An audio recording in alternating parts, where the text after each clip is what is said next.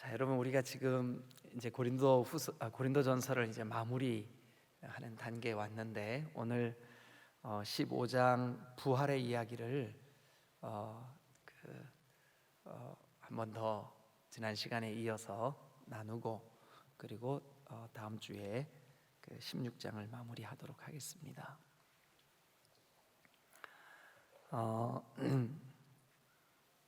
여러분, 이 고린도전서나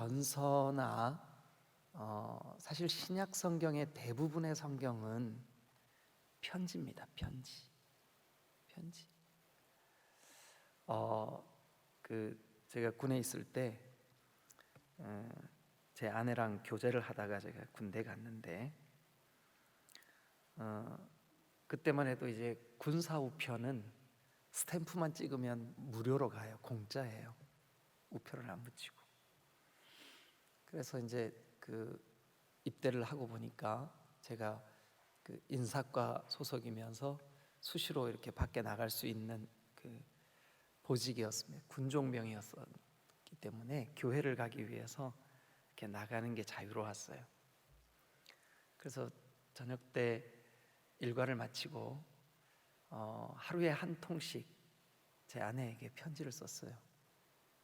하루에 한 통. 그래도 전혀 무감각하시고 안 놀라시는 분들도 있는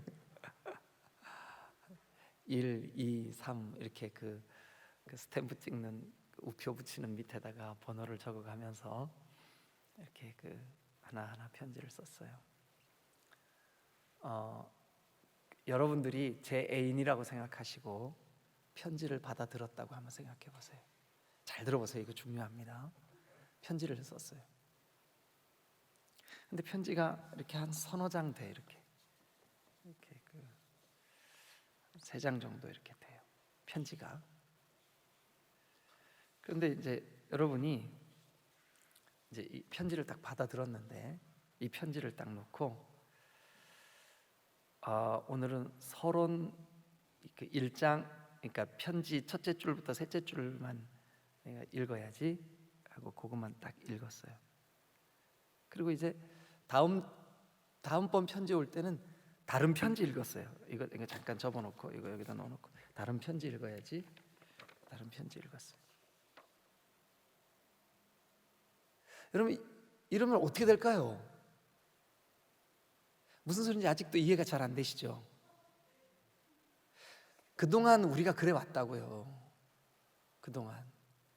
그러니까 편지를 처음서부터 끝까지 쭉 한번 읽어보는 습관을 우리가 잘 못 가졌었어요. 그러니까 고린도전서가 고린도 교회에 바울이 보낸 편지라니까요. 만약에 중간중간 떼서 요거를 우리가 그냥 은혜되는 구절만 나누고 그냥 덮어놨다가 또 오랜 시간이 지나고 거기를 다시 펴고 이렇게 하면 이게 편지인데, 그리운 누구에게 누구에게 나는 잘 지내고 있는데 잘 지내고 있어. 그 다음 내용은 내가 한 2달 후에 다시 보겠소. 아니, 그런 사람이 있냐고요? 있어요, 없어요? 없어요. 편지는. 그런데 성경의 대부분이 편지인데, 이 편지가 여러분, 우리가 이렇게 설교로 나누니까 어떨 때 조금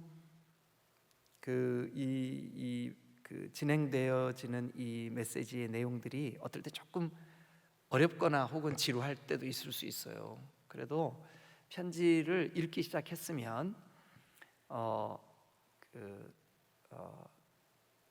1절 서론서부터 마지막까지 쭉 읽어 내려가야 이 편지의 내용이 이거구나. 고린도 교회가 이런 문제를 안고 있었는데 바울이 거기에 대해서 이렇게 답을 해주고 있구나. 근데 지금 우리가 나누는 거는요, 고린도 교회 성도들이 믿음이 있다고 하면서 나 구원받았다 이렇게 하면서 정작 부활을 못 믿는 사람들이 그 중에 있었구나. 그래서 바울이 우리가 진정으로 예수를 믿는 그 신앙이 있다 그러면 가장 중요한 믿음 가운데 예수 그리스도의 부활을 믿고 또 예수 안에서 죽은 자들의 부활을 믿고 그리고 지금 예수 그리스도 안에 있다고 자처하는 그대들도 부활할 것을 믿어야 된다. 지금 그 얘기하고 있는 거예요. 그래서 제가 지난주에는 부활신앙이 우리 가운데 왜 꼭 필요할까? 부활신앙이 왜 꼭 필요할까?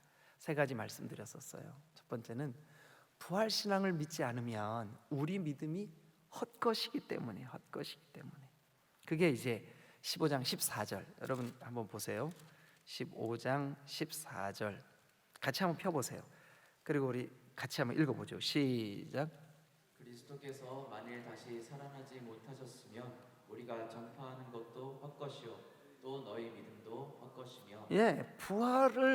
부활이 없다. 또 부활에 대한 믿음을 우리가 없다. 그러면 우리의 믿음도 헛것이요 우리가 전하는 것도 헛것이요 다 헛것. 여러분들이 지금 이 시간 나와서 예배하는 것도 헛것이요 다 헛것이라는 거예요.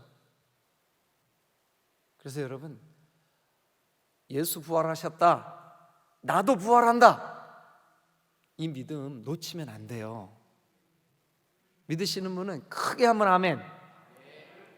저 영상으로 보고 있는 온라인들이 다 놀라게 크게 한번 크게. 여러분 이 부활 신앙을 가지시고 계신가요? 부활하실 것을 믿으세요? 아멘. 아멘. 우리 이 믿음 가지고 있어야 돼. 그다음에 두 번째, 이 부활 신앙이 우리에게 왜 꼭 필요하냐 하면 17절 한번 보세요. 15장 17절. 자, 17절 다 같이 시작. 그리스도께서 다시 살아나신 일이 없으면 너희의 믿음도 헛되고 너희가 여전히 죄 가운데에 있을 것이요. 너희가 여전히 어디 가운데 있대요?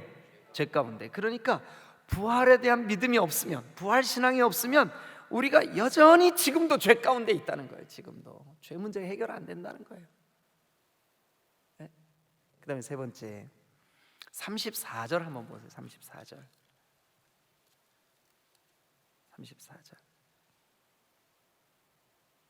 자, 같이 한번 읽어볼까요? 시작. 깨어 의를 행하고 죄를 짓지 말라. 하나님을 알지 못하는 자가 있기로 내가 너희를 부끄럽게 하기 위하여 말하노라. 지금 15장을 사도 바울이 쓴 이유가 뭐라고요? 고린도 교회 안에 부활 신앙을 갖지 못한 성도들이 있어요. 그러니까 여러분 부활 신앙이 없으면 34절에 보니까 하나님을 알지 못하는 거라고요. 부활 신앙이 없으면. 그럼 너희 중에 하나님을 알지 못하는 자가 있기로 내가 너희들을 부끄럽게 하기 위하여 말한다. 네가 진짜 목회자고, 네가 진짜 장로고, 네가 진짜 권사고, 네가 진짜 집사 맞냐? 그런데 어찌 부활을 못 믿냐? 부활을 믿지 않는 것은 하나님을 알지 못하는 거다. 그래서 내가 너희를 이 부활 신앙이 없는, 부활에 대한 믿음을 갖지 못한 사람에 대하여 내가 좀 부끄럽게 할 목적으로 이거 썼다. 여기까지 우리가 지난주에 함께 말씀을 나누었습니다. 자, 오늘은 이제 35절부터 마지막 58절까지 35절부터 58절까지 고린도전서 15장 35절부터 58절까지 이게 고린도 교회의 중요한 문제였었기 때문에 제가 이게 지금 3주에 걸쳐서 계속 요 얘기 지금 고린도전서 15장 얘기하고 있는 거예요. 1절부터는 부활을 경험한 사람들의 놀라운 증거, 변화. 그래서 베드로가 변했고 바울이 변했고 예수님의 동생이었던 야고보가 변했고 그 얘기했던 거예요. 첫 시간에. 그리고 지난 시간에는 우리가 부활 신앙을 가져야 되는 이유를 세 가지를 말씀을 드렸습니다. 오늘은 우리가 이 부활 신앙을 가질 때 우리에게 어떤 능력이 생길까? 우리에게 어떤 능력이 주어질까? 부활 신앙을 가지면 능력이 주어질 줄로 믿습니다. 능력이 생겨요. 근데 부활 신앙을 가지면 어떤 능력이 우리에게 주어질까? 요 얘기를 같이 좀 나눠보려고 그래요. 자, 그러기 위해서 오늘 제가 몇 가지 예화를 좀 들려드릴 텐데 한번 잘 들어보세요. 여러분, 여러분들도 이렇게 여자들이 제일 싫어하는 게 남자들 군대 얘기하는 거라면서요. 그리고 이제 그 다음 두 번째로 싫어하는 게 남자들 축구한 얘기래요. 여자들이 싫어하는 게. 그래서 이제 종합하면 남자들이 여자들한테 군대 가가지고 축구한 얘기하면 너무 싫어한대요. 너무 지루해한대. 근데 남자들도 여자들이 하는 얘기 중에 지루해하는 거 얘기 있어요. 뭐냐면 애 낳은 얘기 아주 지루해합니다. 그러니까 여자들은 가능하면 남자들한테 애 낳은 얘기를 삼가해 주시면 아주 은혜가 될 것 같습니다. 근데 또 모르면 안 되니까 얘기를 좀 해주시긴 해주셔야 되겠다, 그죠? 근데 제가 오늘 여러분들하고 이 부활을 믿을 때 우리에게 어떤 능력이 주어지나 이 얘기를 하기 위해서 축구한 얘기를 좀 들려드려야 될 것 같아요. 축구. 제가 이제 우리 dim들교회 오기 전에 속해 있던 지방회 이름이, 우리 침례교단의 지방회 이름이 충주지방회였습니다. 충주지방회. 이게 충청북도에는 한 열 몇 개의 지방회가 있어요. 충청북도 안에. 그러니까 청주, 충주, 제천, 단양, 음성, 증평 이쪽 이렇게 지방회가 열 몇 개가 있어요. 그런데 그 지방회들이 1년에 한 번씩 모여가지고 체육대회를 해요. 체육대회를. 그런데 제가 지금 여러분들에게 들려드리려고 하는 이야기는 실화예요. 실화. 2012년, 지금부터 좀 꽤 됐긴 했지만 그때 우리 지방회가 겪었던 이야기예요. 있는 그대로 얘기할 테니까 한번 들어보세요. 이제 종목을 축구, 족구, 배구, 여자 농구, 여자 피구, 여자 자유투, 뭐 하여튼 이래가지고 이 종목을 여러 가지를 이제 하는 거예요. 그래서 제비뽑기를 해가지고 이렇게 몇 팀이 이렇게 올라가고 뭐 이제 이렇게 하는데 우리 이제 충주지방회가 체육대회를 참가를 해서 첫 시간 경기가 뭐였었냐면 족구였어요. 족구. 그런데 하여튼 뭐 정확히 제가 몇 팀이었는지 잘 기억이 안 나서 한 10팀쯤 된다고 해주세요. 근데 그 10팀 중에 제일 잘하는 팀하고 붙은 거예요, 우리가. 그러니 우리가 이길 수 있어요, 없어요? 못 이기지. 제일 잘하는 팀하고 붙는데 이번에도 우리 창립 50주년 기념 족구대회 하거든요. 근데 들리는 소문에 의하면 목회자 팀이 제일 잘한다면서요. 그러니까 여러분들이 이게 목회자 팀하고 붙는 팀들은 그냥 일찍 이렇게 부전승으로 올라가세요 하고 양보하세요. 왜냐하면 잘한대요, 목회자 팀들이. 저는 모르겠는데 누가 그러더라고요. 우승 후보라고. 근데 참고로 우승하면 상금 받아요, 상금. 그런데 우리가 이제 첫 번째 팀으로 이제 첫 번째 게임으로 족구를 딱 하게 됐는데 첫 경기에서 2대0으로 진 거예요. 1세트 게임도 안 되게 치고 2세트도 게임도 안 되게 진 거예요. 그래가지고 우리 충주지방에 빵점. 그리고 다른 지방에는 막 이 족구에서 점수를 막 50점, 100점 막 얻는 거예요. 그랬는데 이제 두 번째 게임이 시작됐어요. 두 번째 게임이 남자 목사님들 배구였어요. 하필이면 배구가 우리 팀이 제일 못하는 경기네. 그래가지고 붙자마자 예선에서 벌써 깨졌어요.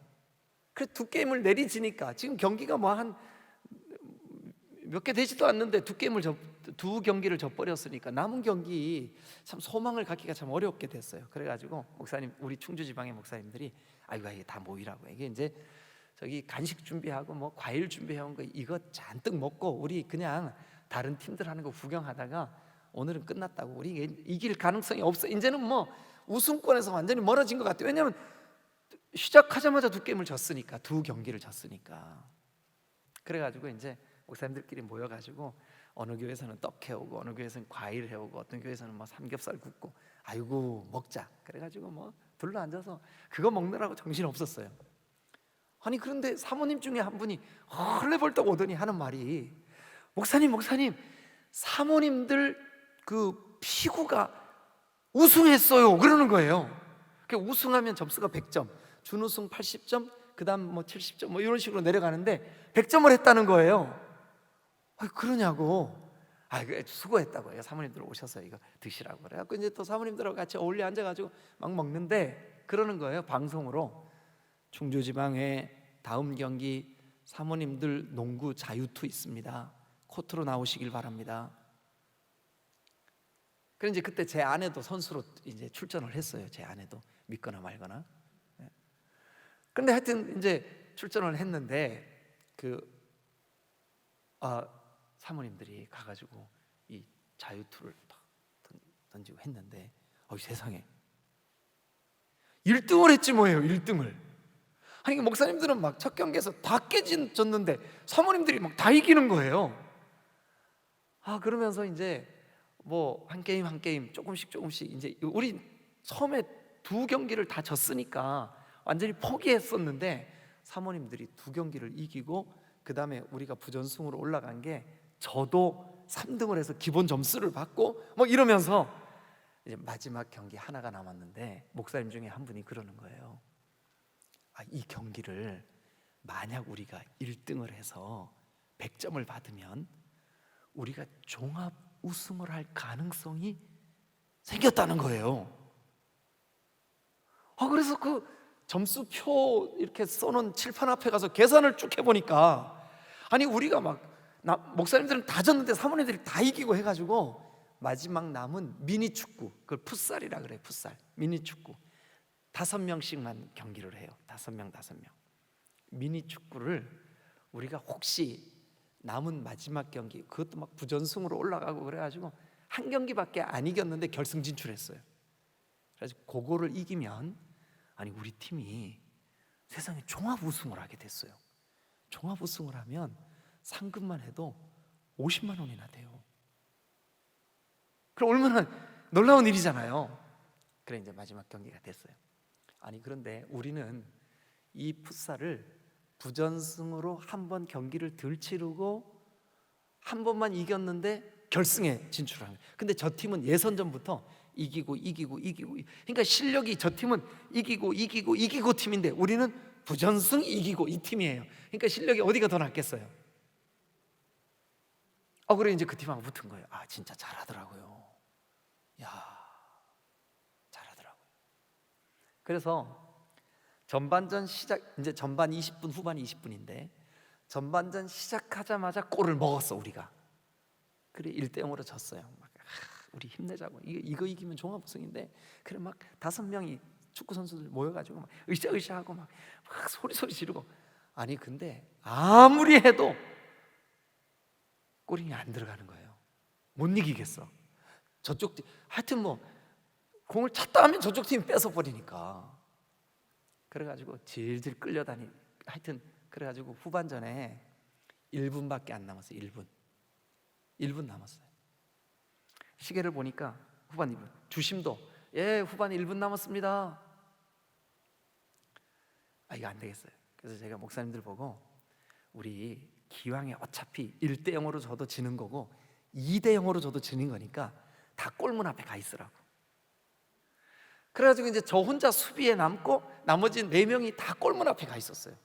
그래 제가 있는 힘을 다해가지고 막 찼어요. 그래가지고 그 골문 앞에 있는 우리 선수 그 발 앞에 똑 떨어졌어 공이. 그래가지고 그 선수가 엉겹결에 펑 밀어넣는데 골임이 돼버린 거예요. 그럼 이제 이거 어떻게 된 거죠 지금? 그러면 1대1이 된 거예요. 1대1. 근데 아까 몇 분 남았었다고요? 1분 남았어. 골인을 딱 넣자마자 주심이 삑 경기가 끝났어요. 그러니까 전반 20분, 후반 20분 질질 끌려다니다가 후반전 1분 남겨놓고 1대1 동점이 된 거예요. 그래갖고 주심이 양 팀을 다 불러 모으더니 시간이 없기 때문에 승부차기를 하겠습니다. 대신 양 팀 선수 5명 다 차야 됩니다. 그래가지고 이제 우리 팀 5명, 저 팀 5명. 그래 이제 목사님들끼리 모여가지고 주여 도와주시옵소서. 그러면 저 팀도 주여 도와주시옵소서. 아니 그 두 팀 다 주여 도와주시옵소서 하니까 하나님도 많이 헷갈리셨겠죠, 그죠? 그래갖고 이제 주여 도와주시옵소서. 그래갖고 이제 승부차기가 시작이 됐는데 양 팀 다 골인 1대1, 골인 2대2, 골인 3대3. 근데 4번째 선수가 저 팀인데 제가 봐도 그 팀에서 제일 잘하는 선수예요. 근데 이분이 자기들하고 충주지방이하고 실력 차이가 현격히 나고 자기들이 훨씬 잘했는데 지금 승부 차이까지 와가지고 화도 났고 꼭 이겨야 된다는 마음을, 그 팀도 이거 풋살 우승하면 종합 우승 되는 거예요. 우리도 풋살 우승하면 종합 우승 되는 거예요. 그러니까 막 눈에 불이 켜졌어요. 근데 그분이 반드시 골인을 넣어야 된다는 생각으로 몸에 힘이 잔뜩 들어갔어요. 그래가지고 뻥 찼는데, 여러분 모든 운동은 뭐 탁구든 테니스든 골프든, 난 골프는 안 해봐서 모르지만 어쨌든 모든 운동은 몸에 힘을 빼는 순간부터 제 실력이 나오기 시작하는 거예요. 근데 이분이 제일 잘하는 선수인데 힘을 팍 찼는데 그 공이 어떻게 되냐면 골대 위로 쌩 지나가 버렸어요. 노골. 그럼 마지막 선수가 그쪽 한 명, 우리 한 명, 드디어 4대 3이 된 거예요. 근데 이제 우리 팀에 누구만 남았냐 하면, 오늘의 마지막을 장식할 선수, 이 선수가 못 넣으면 4대 4 동점, 넣으면 5대 4가 되는 거예요. 저쪽이 넣어도. 그래가지고 이제 우리 팀의 마지막 남은 선수 임시예요. 임시. 평생 목회를 해도 성도밖에 안 되는 남았어요. 그래갖고 이제 제가 차게 됐어요. 자, 준비. 아니 그런데 이게 막 다 지쳐가지고 저녁 시간쯤 되니까 막 하루 종일 운동했으니까 안 되겠더라고요. 그래서 세게 차기보다 구석으로 그냥 살짝 밀어 차야 되겠다, 그렇게 생각하고 세게 차는 척하면서 싸고 하고 툭 밀었는데 이 골키퍼가 그만 속았어. 그 제가 차는 쪽 반대로 힐떡 넘어진 거예요. 그래서 골인. 드디어 우리는 5점이 됐어요. 5점. 그리고 이제 저쪽 마지막 남은 사람 하나, 저쪽에서 넣어도 어떻게 될까요? 5대 4로 우리가 이겨. 그쪽은 그냥 아이고. 근데 그분도 노골. 그래서 5대 3으로 우리가 이겼어요. 질질질 40분 내내 끌려다니다가 마지막 1분 남겨놓고 그냥 발에 맞아서 툭 들어간 거 1점. 그래갖고 우리가 승부차기 5대 3. 야, 그날 뭐 목사님 사모님 뭐 할 거 없이 그냥 뭐 이게 남의 아내인지 우리 아내인지도 모르고 그냥 막 어깨동무하고 막 사람들 다 쳐다보는데 막 신나가지고 그 재밌더라고요. 이걸 뭐라 그러냐? 역전승이라 그래요. 역전승. 여러분 우리 신앙도 평생 우리가 어떨 때는 죄에 넘어지고 어떨 때는 부끄러운 일들도 겪고 어떨 때는 신앙생활에 여러 가지 시험들도 있고, 그런데 여러분 이미 우리가 역전승할 게 정해졌어요. 뭐 때문에 그러냐? 예수님이 십자가에서 죄와 죽음을 이기고 부활하시는 순간 사탄이 야 내가 이겼다, 내가 종합우승이다 그랬지만 예수님의 부활 때문에 예수 안에 있는 우리 모두는 이미 역전승이 정해진 줄로 믿습니다. 역전승이 정해진 줄로 믿습니다. 그런데 우리가 이론으로는 이걸 알지만 실제로 우리 삶 가운데 부활하신 예수님을 믿고 나도 그 믿음이 진실되다면 나도 부활한다는 사실을 믿을 때 우리에게 어떤 능력이 주어질까? 이거를 오늘 말씀이 우리에게 가르쳐주고 있다고요. 이런 능력이 생긴다. 여러분 이거 여러분 마음으로 믿어야 돼요. 아 그렇구나. 부활 신앙을 가지면, 부활에 대한 확고부동한 믿음이 있으면 나에게 이 능력이 생기는구나. 아니 이 능력이 주어지는구나. 이 능력이 이미 있구나. 여러분 믿으시기를 축원합니다. 3가지. 우리에게 어떤 능력이 주어질까? 35절부터 58절은 중요한 주제 3가지가 저와 여러분들을 위해 사도 바울이 고린도 교회 부활을 믿지 못하는 사람들에게 너희가 이 신앙 가져야 된다, 이 믿음 가져야 된다, 부활을 믿으면 너희에게 이 능력이 주어진다. 자 여러분 우리 한번 같이 성경을 보면서 어떤 능력이 우리에게 주어질까요? 47절, 48절, 49절 47, 48, 49 이 3절 자 다 같이 한번 읽어보겠습니다. 자 부활을 믿을 때 우리에게 어떤 능력이 주어지나. 자 시작.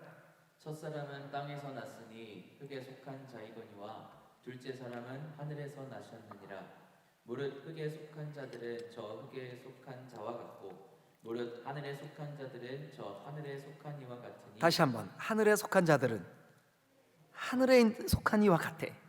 그래서 49절 시작. 우리가 흙에 속한 자의 형상을 입은 것 같이 또한 하늘에 속한 이의 형상을 입으리라. 그러니까 우리가, 예수 안에 있는 우리는 하늘에 속한 형상을 입었대요. 하늘에 속한 사람이래요. 아유, 이게 무슨 뜻이야? 여러분 조금 어렵게 생각하시는 분들 계실까 봐 제가 예를 들을게요. 1998년 지금부터 몇 년 전이죠? 어쨌든 1998년 제가 제 생애 처음으로 외국을 간 날이에요. 그날이 1998년. 그때 8월인데 지금이야 이게 막 외국 여행 가고 하는 게 돈만 있으면 다 가잖아요, 우리가. 그죠? 근데 그때만 해도 외국 여행이 이렇게까지 보편화되지는 않았어요. 근데 그 선교지에서 대만에서 그 신학생들 수련회를 하는데 거기에 이제 초대가 된 거예요. 그래서 이제 저는 난생 처음 이제 외국을 나가 보게 된 거예요. 그래가지고 여권을 만들었어요. 여권. 시청에 가서 사진도 찍고 폼을 딱 잡고 양복 딱 넥타이 메고 사진 찍었어요. 이 여권 사진 이렇게 딱 사진 찍고. 그리고 이제 그 항공권도 딱 손에 들었어요. 그래서 이제 내일 모레면 비행기 타러 이제 공항에 나가. 그런데 우리 건물에 이제 그때만 해도 그 상가 건물에 우리가 교회가 있었거든요. 근데 이제 교회가 꼭대기층에 있었는데 그 상가 밑에 있는 분들이 차 때문에 가끔씩 실랭이가 붙었어요. 그래서 이제 우리 교회 차가 늘 맨 앞쪽에 2대를 대놨는데 누가 막 교회에다가 막 교회가 5층이었었거든요. 소리 지르면서 교회 빨리 내려와서 차 빼! 막. 그래 보니까 우리 교회 차 대야 되는 우리 자리에 아주 잘 대져 있는 거예요. 근데 자기들이 잘못해놓고 막 차 빼달. 평소 같았으면 진짜 이거 뭐야. 근데 그날은 내일 모레 항공권이 손에 딱 들려 있는데 그날은 예, 걱정하지 마세요. 금방 내려갈게요. 요만큼도 스트레스가 안 되는 거예요. 그날 하여튼 제가 지금 잘 기억은 안 나요. 98년도 일이니까 기억은 안 나는데 속상한 일이 여러 가지가 있었어요. 근데 하나도 속이 안 상했어. 왜 그랬게요? 내일 모레면 한 번도 안 가본 처음 외국 가보는 그 외국행 비행기 티켓, 비행기 타게 생긴 거예요. 그러니까 오늘 내가 짜증내고 스트레스를 받아야 될 많은 일들이 별것 아니게 여겨지는 거예요. 여러분 근데 비행기를 타고 대만을 갔는데 대한민국이 훨씬 더 좋더라고요. 그렇게 기대를 하고 막 밤잠 설치면서 막 두근두근하고 갔는데 뭐 한지 걸로 하나씩 우상이 있고 막 우상 숭배를 그렇게 하고 수련회를 하는데 막 너무 더워서 견딜 수가 없고. 여러분 이 땅에서 외국 여행 한번 가는 것도 그렇게 설레는데 우리가 갈 영원한 천국은 어때요?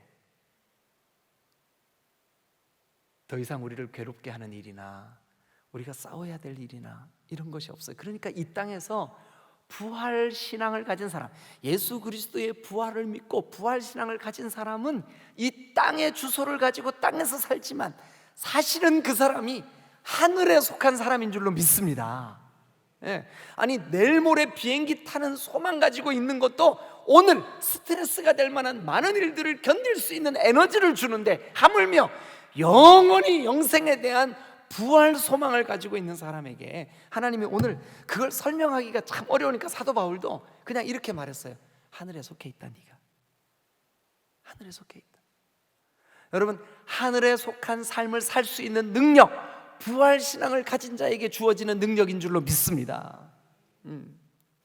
이 땅에서 여행 갈 일 때문에도 기대가 되고 소망이 생겨서 까짓 것 몇 가지 안 되는 그런 스트레스는 그저 웃으면서 넘길 수 있는 에너지가 생기거늘 하물며 영원한 영생이 주어지는 부활신앙을 우리가 가지면, 오늘 성경은 우리에게 뭐라 그러냐면 48절 끝에 하늘에 속한 자들은 하늘에 속한 이와 같으니, 하늘에 속한 자, 부활 소망이 있는 자, 이미 부활하셔서 하늘에 계시는 우리 주 예수 그리스도와 똑같아진다는 뜻입니다. 하늘에 속한 자들은 저 하늘에 속한 이와 같아진다. 여러분들이야말로 하늘에 속한 분들이신 줄로 믿으시길 축원합니다. 우리가 이 땅에서 땅에 속해 있지만, 땅의 주소를 안고 있지만, 땅의 육신을 입고 있지만 하늘에 속한 삶을 종종 경험해요. 하나님께서 그것을 우리에게 종종 경험시켜 주셔요. 이게 우리의 간증이에요.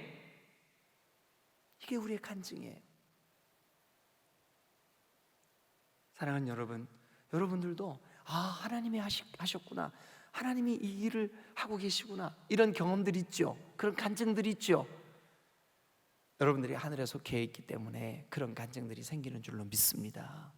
그런데 오늘 이 성경이 우리에게 말씀하십니다. 네가 진실된 부활신앙을 가지고 있냐? 그러면 너 하늘에 속한 사람으로서의 하늘의 삶을 살 수 있는 능력이 네 안에 있어. 믿으시면 아멘.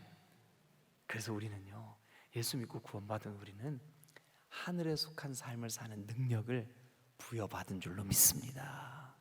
할렐루야. 예. 아니, 이 땅에서 뻔히 외국 나가봐도 대한민국보다 더 좋은 데 없더라고요. 근데 별것 아닌 외국에 가도 그렇게 설레면서 밤에 잠도 잘 못 자고 그렇게 스트레스가 될 만한 거 그냥 웃으면서 넘길 수 있는 힘이 우리 가운데 생기는데, 하물며 영원한 영생이 주어지는 영원한 하늘의 삶을 우리가 소망으로 삼고 살아가는 저와 여러분, 이 부활 소망이 있는, 부활에 대한 믿음이 틀림없이 있다면 여러분, 하늘에 속한 삶을 사는 능력이 여러분들에게 있는 줄로 믿으시기를 축원합니다. 아멘. 여러분, 혹시 제가 오늘 말씀드린 이 설교 내용이 여러분 기억 속에 기억이 된다 그러면, 지금 그게 절판이 됐는지 아직 나오는지는 모르겠어요. 윈 형제라고 하는 사람이 쓴 책이 있는데, 중국의 지하교회 스토리를 간증해 놓은 책이에요. 책 제목이 하늘에 속한 사람이라는 책이에요. 그 책이 나올 때 홍성사 믿음의 글들, 그래서 그 책을 출판을 했어요.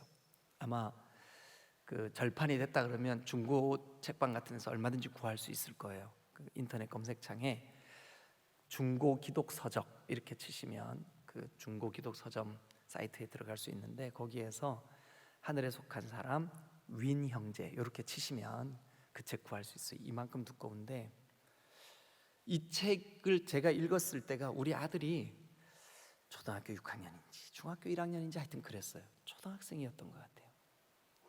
근데 그 초등학생짜리가 이 두꺼운 책을 한 번에 다 읽어버렸어요. 그렇게 은혜가 되는 책이었었어요. 저도 그 책을 읽으면서 몇 번 눈물을 훔치고 은혜를 받고 감격을 하고, 지금 우리가 사는 이 시대에도 하늘에 속한 사람에게는 하나님만 하실 수 있는 일을, 하나님만 하시고 계시는 일을 경험하게 하시고 간증하게 하시고 역사하시고 계시는구나.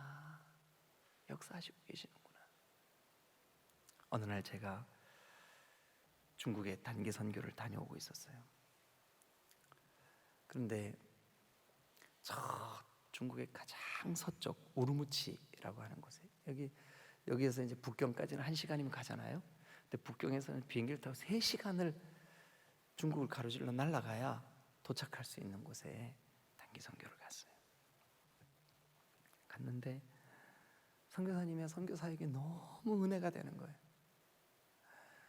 거창한 예배당도 없고, 또 어떤 그런 많은 사람을 모아서 모임을 갖는 것도 아닌데 아주 진실되고 정직하게 한 영혼 한 영혼 복음으로 구원받게 하고 그 영혼들을 데리고 살면서 지난 한 20여 년을 그냥 그 위구르 족속들에게 올인하고 계시는 선교사님이 너무 은혜가 됐어요. 너무 은혜가 됐어요.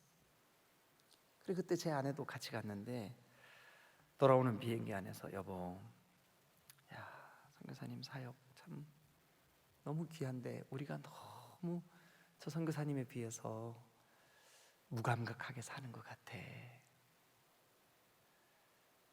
우리 부부가 어디 아프면 병원 가면 실비 보험 그 보상해 주는 보험 그때 들고 있었는데 그거 하나님 앞에 너무 미안하다. 그거 우리 깨가지고 선교사님한테 보내드릴까? 우리 제 아내가 좋다고 나도 비슷한 생각했는데 당신도 그랬군요. 그러면서 저한테 동의를 해주더라고요. 그래 돌아오자마자 그 주 월요일에 보험회사에 전화를 해서 해약해서 여러분 보험 해약하지 마세요. 손해가 엄청 커요. 우리 세상에 돈 낸 거는 엄청 많은데 돌려주는 건 그러니까 보험 해약하지 마세요. 보험을 들으셨으면 끝까지 가세요. 그래야 보험 많이 타요. 믿거나 말거나. 근데 하여튼 이제 보험을 해약을 하는데 그 상담사가 아이고 고객님 지금 해약하면 이게 손해가 큰데 왜 해약하시려고 그러냐고. 사실은 제가 해약할 일이 생겨서 그렇다. 해약하지 말고 이걸 담보로 돈을 빌리시죠. 근데 제가 아무것도 모르니까 그 물정을 잘 모르니까 그냥 해약하자. 그래 해약을 했는데 그 액수가 얼마 안 돼서 좀 부끄러워가지고 제가 못 밝히겠어요. 하여튼 100 하여튼 몇십만 이렇게 해약을 했어요.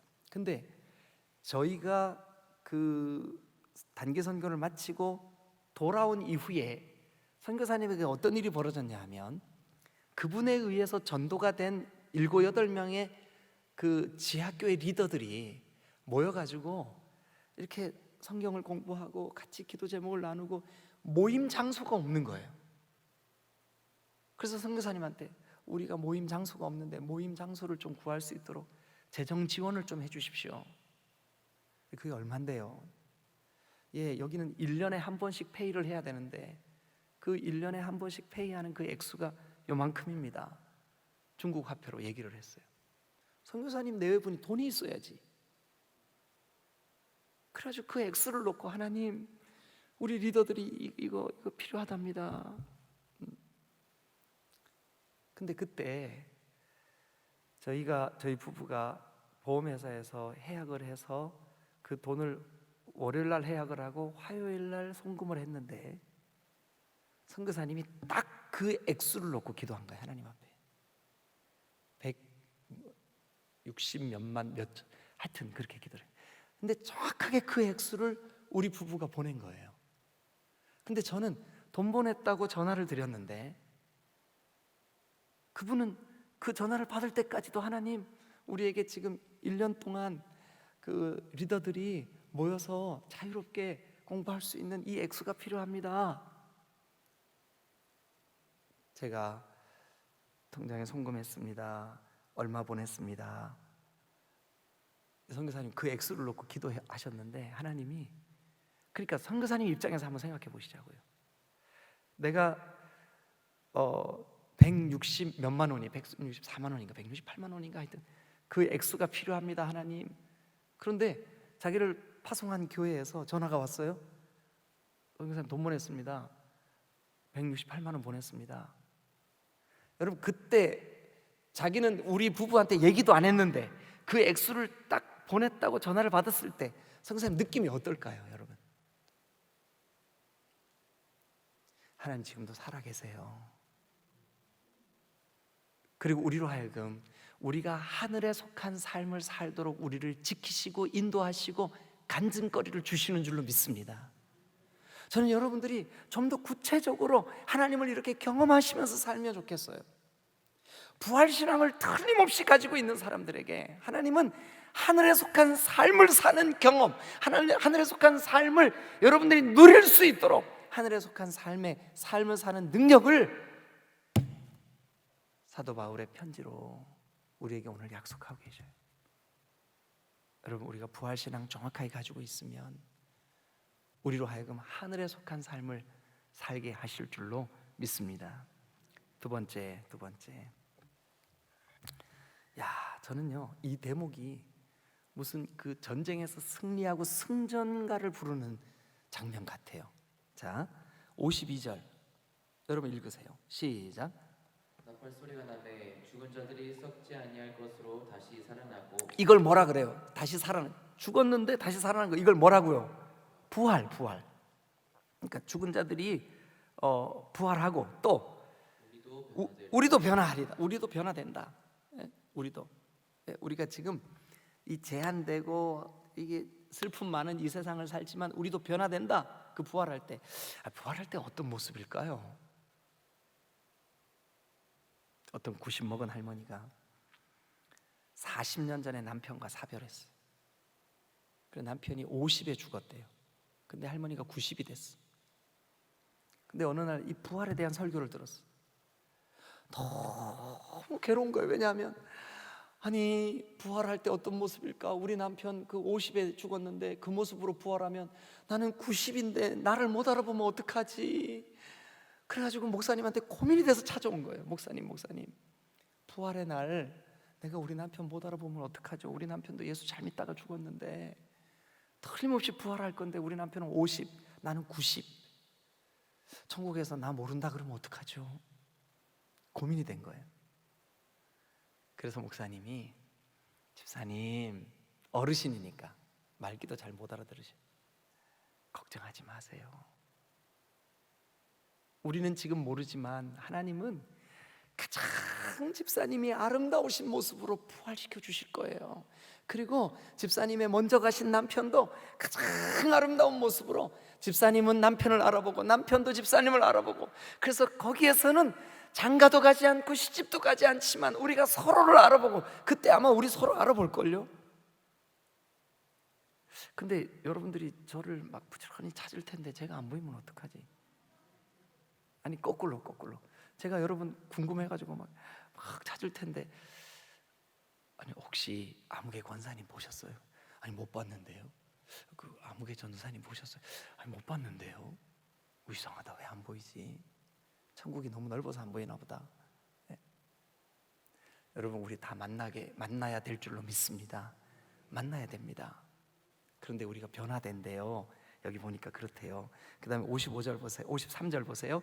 이 썩을 것이 반드시 썩지 아니할 것을 입게 될 줄로 믿습니다.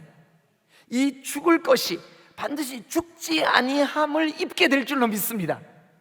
그러면서 54절 시작.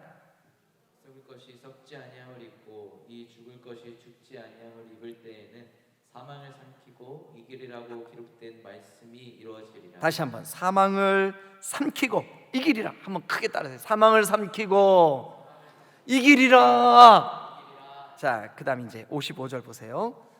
다 같이 시작. 사망아 너의 승리가 어디 있느냐. 요게요 의문문으로 되어 있지만 이 질문에 반대 대답을 요구하는 질문이에요. 요게. 그러니까 사망아 너의 승리가 어디 있느냐. 답은 뭘까요? 없어. 그 다음에 또 사망아 네가 쏘는 것이 어디 있느냐. 답은 뭐냐? 없어. 원어로 보면 문법 구조가 그렇게 돼 있어요. 반대의 대답을 요구하는 의문문이에요. 그러니까 사망아 네가 이긴 게 뭐냐? 없어. 사망아 네가 쏘는 게 뭐냐? 없어. 그 다음 보실래요? 사망이 그동안 쏘는 게 있었어요. 사망이 우리를 죽이려고 활도 쏘고 칼도 휘두르고, 근데 사망이 쏘는 그 무기, 사망이 가지고 있는 그 힘, 사망의 무기, 사망이 쏘는 게 뭐였을까요? 뭐예요? 예, 죄로 쐈어. 죄를 딱 들고 우리를 향해서 막 쏘는 거예요. 그러면 죄가 딱 날라와서 또 나 죽었다. 나의 죽음을 알리지 마라.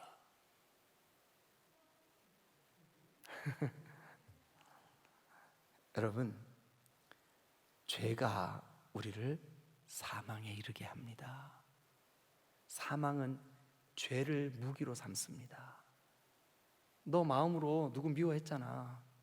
너 목사가 돼가지고 너 다른 사람 판단하고 비교하고 했잖아. 너 네 마음에 안 든다고 담을 딱 쌌고 그 사람하고 말도 잘 안 했잖아. 야, 네가 무슨 목사냐? 네가 무슨 전도사냐? 네가 무슨 장로냐? 여러분, 이 죄가요 우리를 얼마나 공격하냐. 근데 이 죄의 뒷 배경에는 누가 있냐면 사망이 그 죄를 들고 걸핏하면 우리가 쏘는 거예요. 막 쏘는 거예요. 근데 우리가 막 여기 맞고 저기 맞고 막 만신창이가 돼갖고 우리가 너덜너덜해졌어. 그런데 여러분 보실래요? 부활신앙이 정확하게 여러분들에게 믿어지는 순간 역전승된 줄로 믿습니다. 역전승되는 거예요. 사망이 쏘고 싶어도 이게 안 쏴지는 거예요.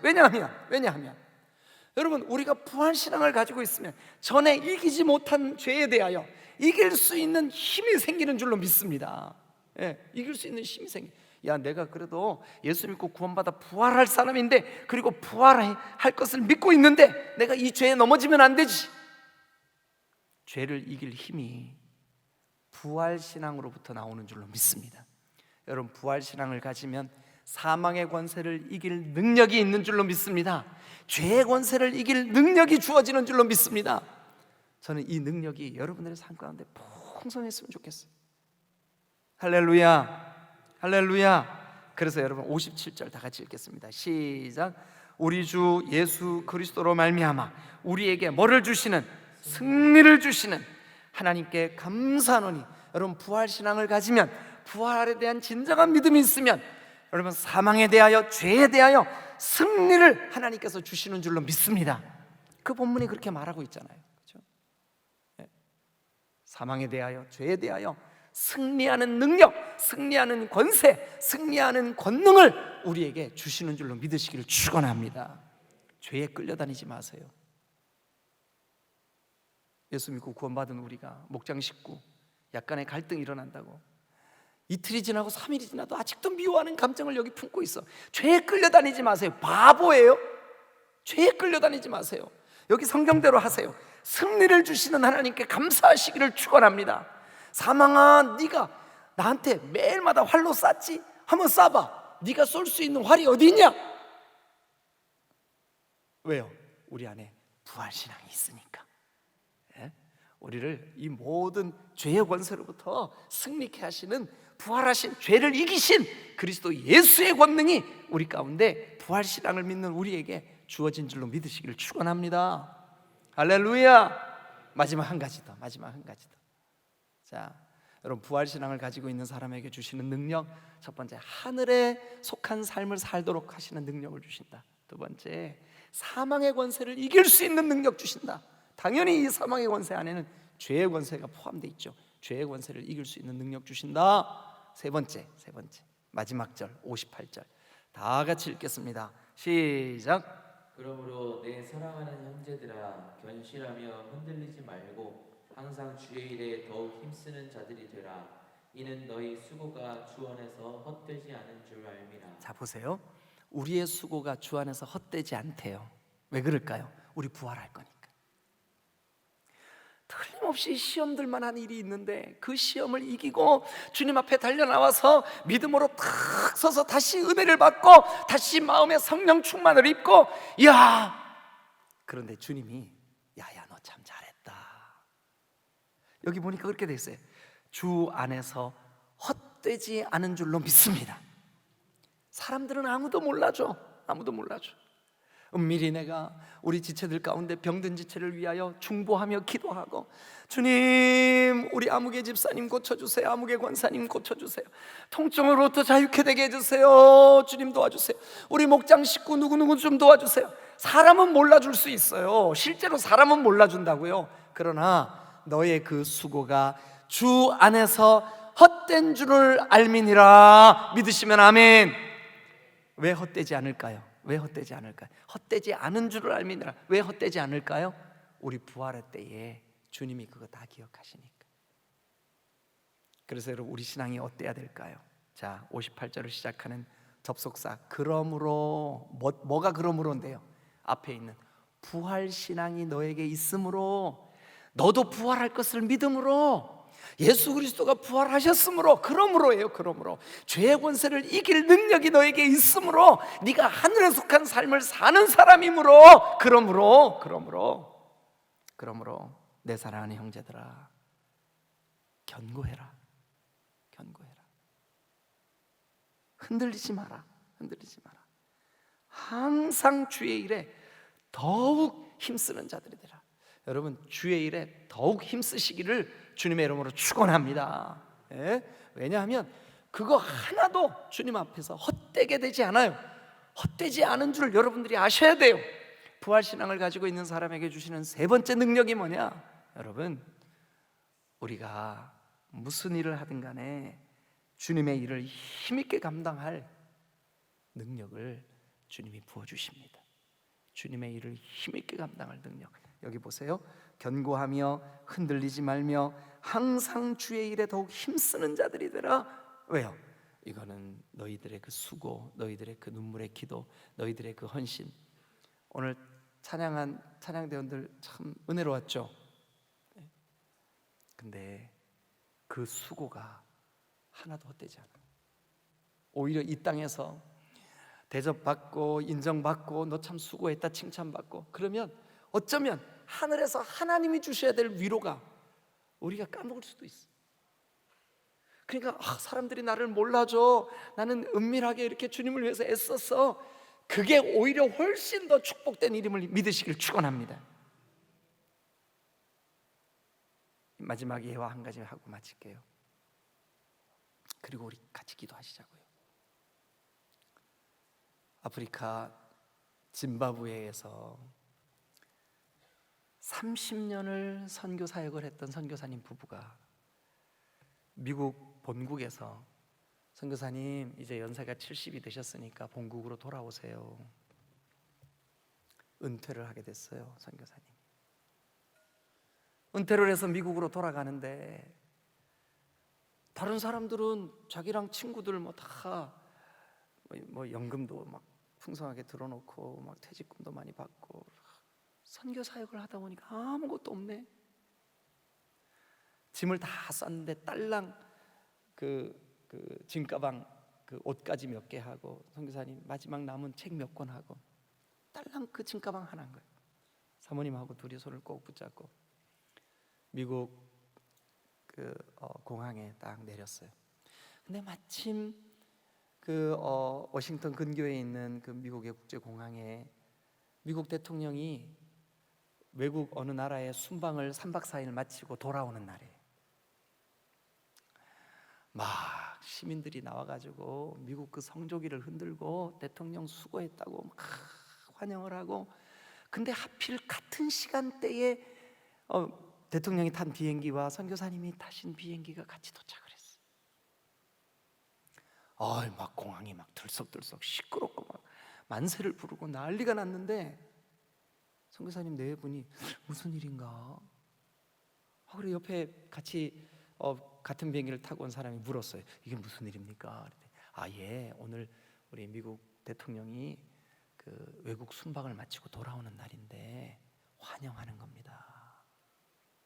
선교사님 네 분이 짐을 찾고 공항 그 파킹장이 쫙 돼 있는 그 공항 그 마당 한가운데 서가지고, 하나님 30년 동안 죽으라고 선교하고 주님을 위해서 헌신한 우리에게는 맞으러 나온 사람 한 사람 없고 잘했다고 박수 쳐준 사람 한 사람 없는데 3박 4일 외국에, 그것도 외국 순방이 여행 갔다 오는 거지 갔다 온다고 저렇게 환영을 하고 난리를.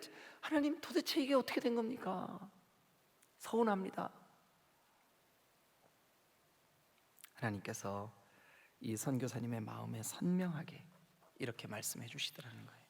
얘야, 대통령은 사람들에게 잠깐 오늘 그 한두 시간 환영받고 말지, 너는 수천 수만의 천사들에 둘러싸여서 영원히 환영받게 될 거야.